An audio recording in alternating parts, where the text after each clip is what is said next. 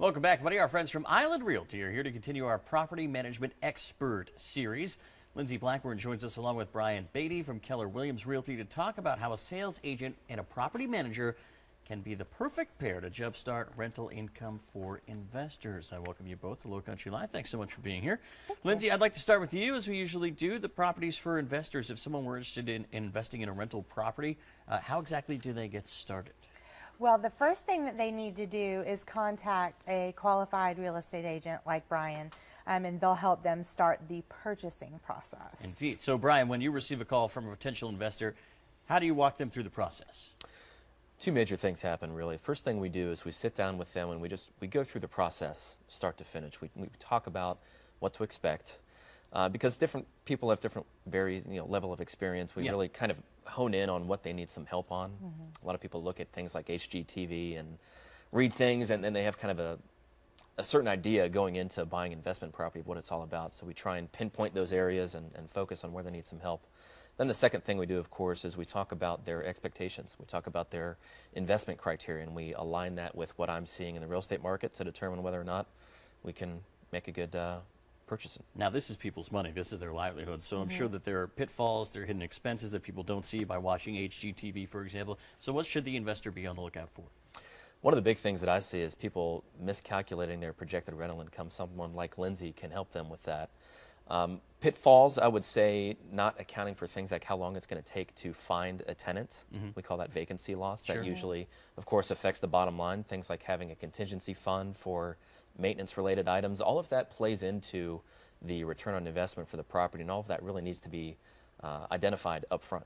Absolutely. So once you find that property, Lindsay, tell me, once you get a contract accepted on the property, how exactly does the investor go about hiring a property manager?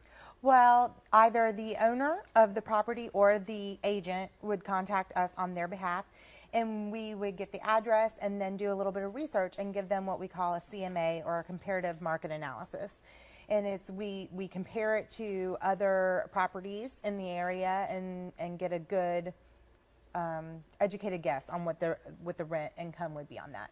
And we put it in a spreadsheet for them with we account for vacancy loss, maintenance, and things like, and the management fees, and then we tell them what they should make on the property every year. So you kind of get a basic ballpark idea of what you're going into. That sounds perfect. So assuming that investor has purchased a property and hired a property manager, what exactly does the first 2 months, let's say, look like for the owner?